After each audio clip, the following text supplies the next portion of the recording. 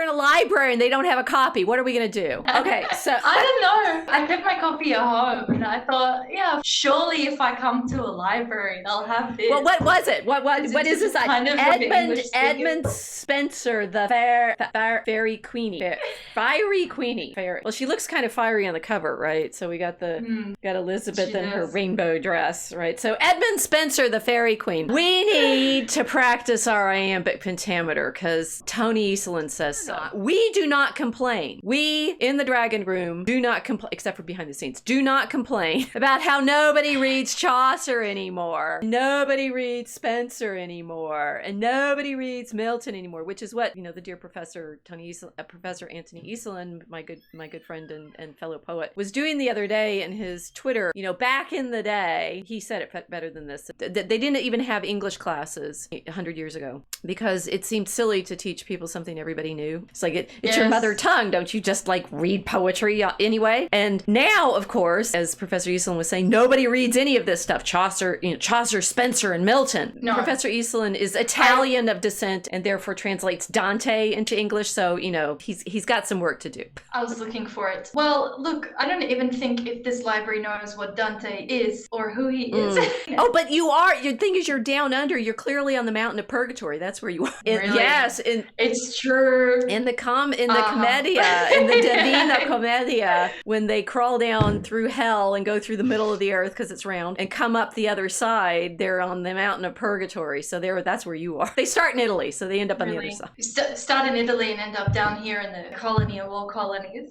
Quite a few people are wondering why we're obsessing over iambic pentameter at the moment. I've had a lot of really interesting conversations over the last week since we last saw each other. Communication difficulties in our mother tongue that have left me wanting to eat my phone because I don't know if I'm speaking in the same language as the rest of the English speakers that are here, and I think it may be the case that we are not actually speaking in the same language anymore. I've corrupted you with this training in iambic pentameter. Well, you've ruined me now. You're 100 years out of date now. I feel like a stranger in a strange land. We desperately need to learn how to scan down here. I mean, I've said this before, Australia doesn't even have an official national language. So we haven't declared English as the national language. It's difficult to then enforce a standard of communication when you don't have a national language like they do in Italy, thanks to Dante and his Florentine dialect that he used in the poetry that he wrote. So we've been disconnected completely from the mother tongue on a cultural level down here in the colony,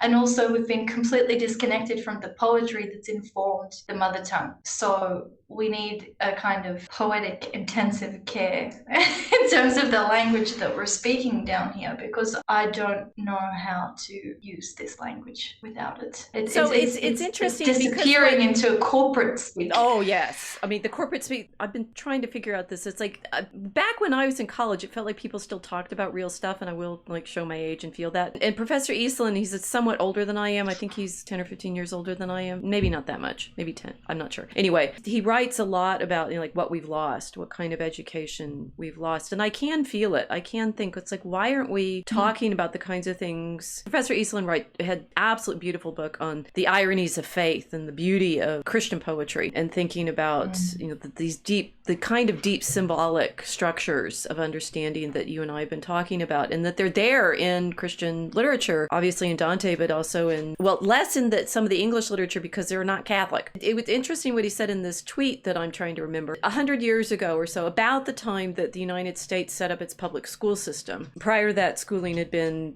local, private, ad hoc, homeschooling and such like that. And we have this national public school system set up around the turn of the 20th century, Dewey and all of that. And that they were doing it industrially, definitely, on the sort of Prussian model of factory workers. But we're going to make sure everybody, learns stuff. And the primary thing that they trained people in throughout the 19th century was the classics, Latin and Greek. And they didn't think of English as a school subject in the university terms, right? Because, don't you know it? You need to learn the literate languages, the written languages. When you were talking, I was thinking, Dante actually becomes Italian only in the 19th century, I believe, not in the 14th century when he's first being read, because all of the nations in the 19th century are trying to standardize and regularize and find their national epics and things like that. The living poetry poetry. I mean, the reason that the poetry was alive in the early 20th century is people still practiced not reading it in a book, but reading it out loud, right? It's like poetry was something you would recite. It's something that you practiced, memorizing and then performing in your one-room classroom with the McGuffey readers or something. Listening to you, I was thinking, what we need is not just people need to study Shakespeare, but we need to read it out loud. And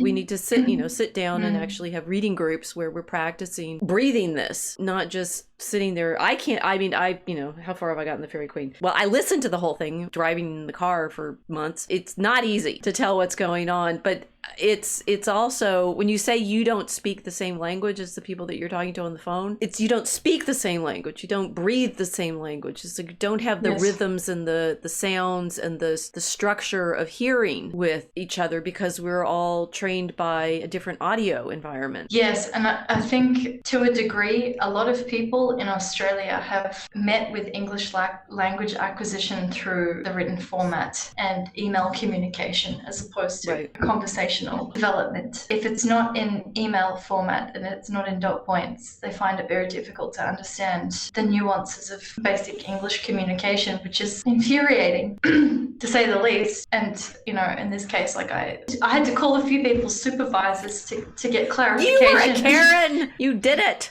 I was a Karen. I was. Well, good for Karens. I was calling for clarification. I was channeling. Yeah, well, I get, when it comes to English, I think I get a pass. I think I can be a language Karen. But it's very strange because you can't insult somebody's linguistic capacity in a country that doesn't have a formal national language. There is absolutely no standard to aspire to. So that's what we're running to the lowest common denominator here. The problem is not having a standard. That is joke about, like, how do you spell Shakespeare? Well, who knows? Because it's like there's like 80 different forms of his name. How can you quote misspell Shakespeare so many times? It's not the standard that we don't have. It's what we don't have is the practice singing it, right? It's like we don't actually have it there as a living language. And I mean, I think this is what Eastland is pointing to. The problem with the standardized education is it killed everything, right?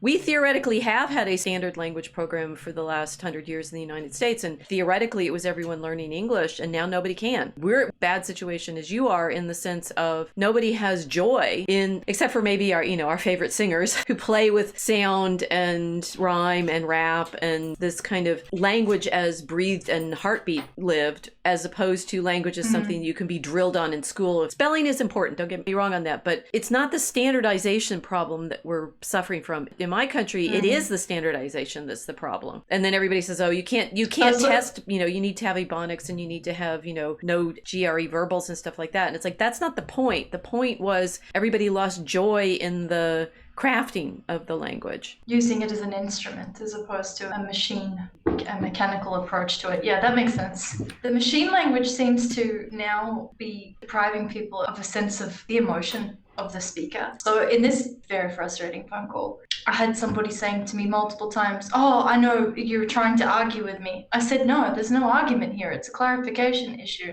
And he kept repeating it over and over again, you're arguing with me. And I thought, this is because you're not used to having a back and forth with anything longer than a sentence. It's very, very strange. Very, very interesting how basic discussion was interpreted as a heated argument. And so I just had to cut the call. I said, look, I think we just cannot communicate with each other. I'm going to call your supervisor. And I did a Karen. Right. But that to me gets closer to it. It's like he has no practice in an actual conversation. It seems that there absolutely none, which is strange.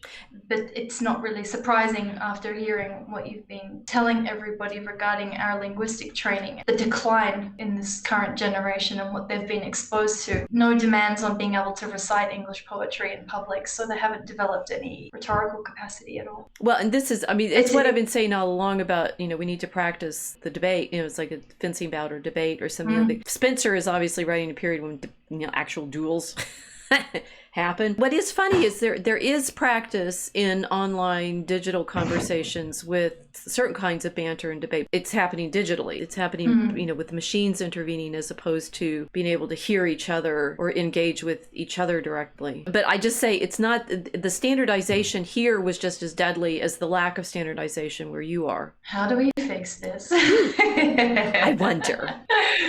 Da-dum, da-dum. Da-dum, da-dum, da-dum, da-dum, da-dum, da-da-da-dum. No, that's the Pink Panther. We're gonna go steal some diamonds. Yeah. No. So there's a really cute video that was how the Pink Panther teaches iambic pentameter, and it's da-dum, da-dum, da-dum, or how to read Shakespeare, right? So you need the da-dum, da-dum, da-dum, da-dum, da-dum, da-dum, da-dum. And then you realize it's a song. It's all singing. It's a kind of, it's either a walking beat or it's a heartbeat. It is a bit artificial for English because we have anapestic tendencies. It's the sort of Latinate underlying drum beat of thought that is also out loud. It has to be performed. The funny thing about Iselin saying, people used to be able to read it and they didn't even take it for granted. It's like they were actually, I do know this from medieval education, training in writing iambic pentameter was, centuries and centuries old. In fact, all the school kids practiced it. My other argument doesn't work. It's like you do need to practice this stuff, drill it in as a sort of just like learning musical beats or something like that. And then when you pick up Shakespeare or Milton or Chaucer, who were, absolute masters at the craft, you can appreciate it. Whereas if you don't have that ear for it, it's obviously much harder. It's like trying to, sight read Beethoven when you can't play Twinkle Twinkle Little Star. But the thing is, so we've been practicing now as a Dragon Common room for 3 years, and I dare say, some still call what we do doggerel. I like dogs, so that's okay. Casey, I delight at damning doggerel. Yes, we do doggerel. It's Casey and Mel but they're talking about the Midwestern accent isn't impoverishing, only the homogenization of all accents into it. We've lost our individual differences. Yes, and Mel says, I agree. It's a TV that assimilated us all. Right. So ironically, we have language because we do assimilate into each other's idiom and diction, but it's interesting that what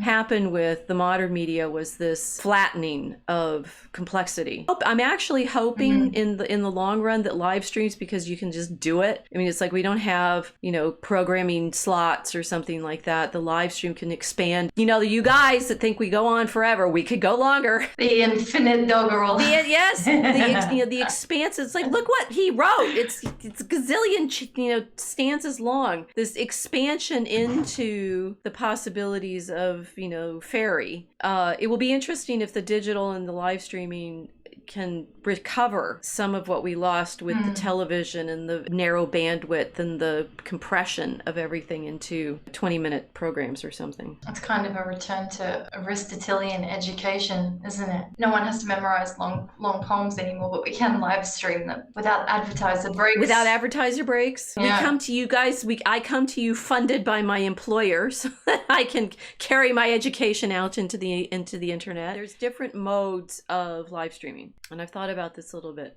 So one mode of live streaming is essentially hypnotic. And I've noticed there are live streamers that, one, they'll invite you into a stream and then endlessly promise the thing that they're about to get to. Why aren't we reading this Fairy Queen yet? Ooh, look, I think I've been learning.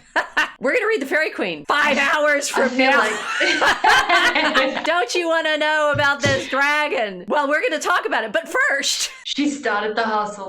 I may learn one day. I've watched this, right? But there's also repetition to what they say. And I realize that is it's a sort of musical quality to the live streaming. So we're playing this music and you might listen to this in the background of doing something else. And so it's sort of the streaming quality is kind of drifting in and out of your attention. And if I'm saying something and then you come back and I'm still saying the same thing, it's like it is kind of hypnotic because of the durational possibilities of this medium. That's one possibility. To a certain extent, we're doing that because we promise we're going to go on for a couple hours and we're sort of talk around things. And the stream will the stream, right? It's actually the stream will take us where it goes, and maybe we go over here for a little bit and come over here for a little bit, and that can be soothing, or it's like, so I think it can be soothing. Most people who watch streams seem to like that, right? That they like the feeling of kind of floating. Mel's with us, right? You float. That there is a direction, but it's calm. That I think is also a significant part of the streaming, and I think also a significant part of this poem, which is so long. Once you get into the rhythm of it, you have to be enchanted. We're going to be enchanted. We're going to go on a journey and be enchanted. Here we got a picture from my favorite children's artist, Trina Shard-Hyman, who does absolutely amazing fairy tale illustrations, and she did an illustrated book of this first book of the Fairy Queen, and we're going to ride with the horses on this journey. Who knows where we're going to go?